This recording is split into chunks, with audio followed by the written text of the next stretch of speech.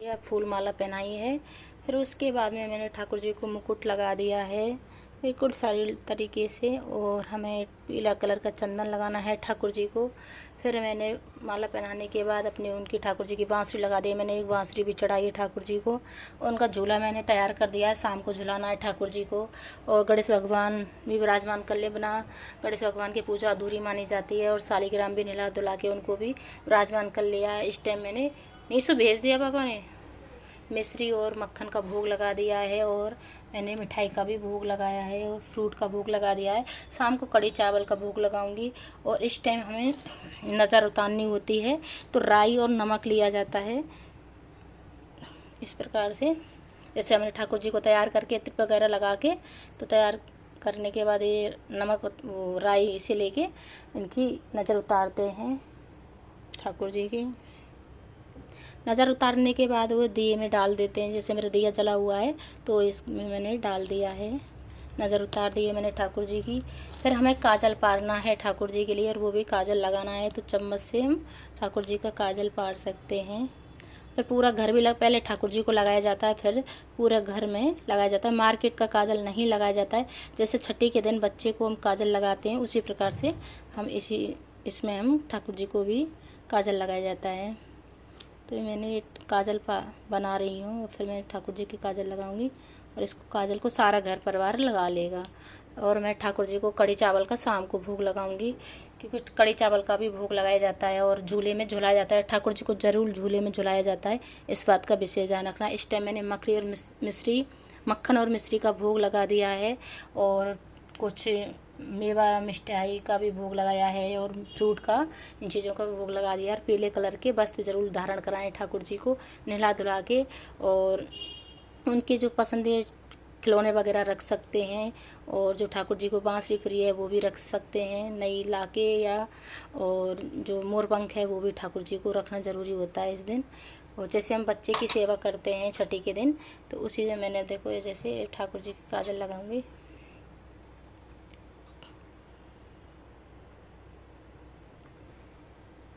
इसमें से अपने पूरे परिवार को काजल लगाया जाता है। तो छठ की मैंने काजल लगा लिया, छठ और ठाकुर जी को तैयार करने के बाद नज़र उतार दी है। इस बात का विशेष ध्यान रखना है। ठाकुर जी को तैयार करके मैंने अभी बैठा दिया है। झूले पे शाम को झुलाया जाता है, ठाकुर जी को शाम को झुलाऊंगी। अभी मैंने ऐसे दीपक वगैरह जला के मैंने पूजा अर्चना कर ली है नॉर्मल तरीके से। तो इस प्रकार से आप ठाकुर जी की पूजा कर सकते हैं। और नजर ज़रूर उतारनी है और काजल ज़रूर बनाना है, आपको ठाकुर जी के काजल लगाना है।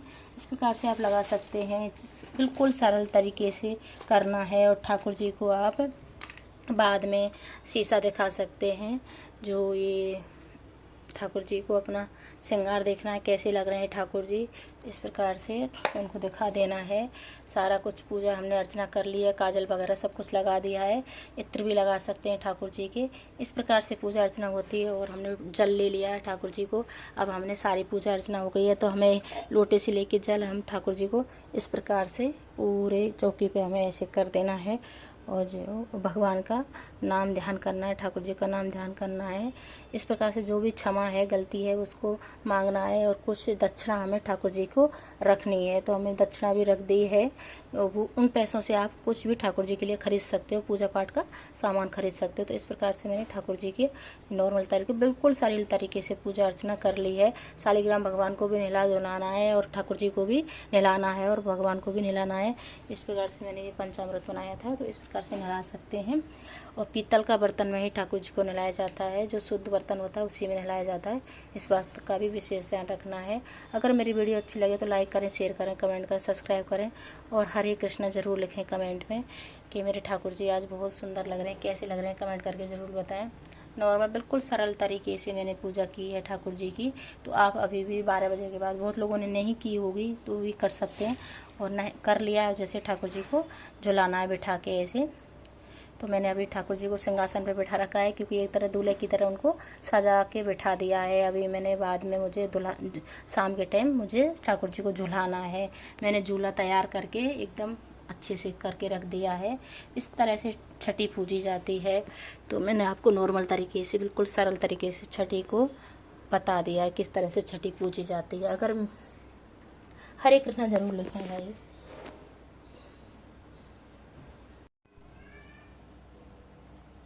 मेरे ठाकुर जी की छठी पूजी है, जितना मेरे सामर्थ्य थी मैं ठाकुर जी को झुला के फिर सिंहासन बैठा दूँगी। शाम को फिर भोग लगाऊंगी कढ़ी चावल का। अभी भी लगा सकते हैं सुबह भी, पर मेरे को अभी इतना टाइम नहीं है। बिना प्याज लहसुन के बनाई जाती है।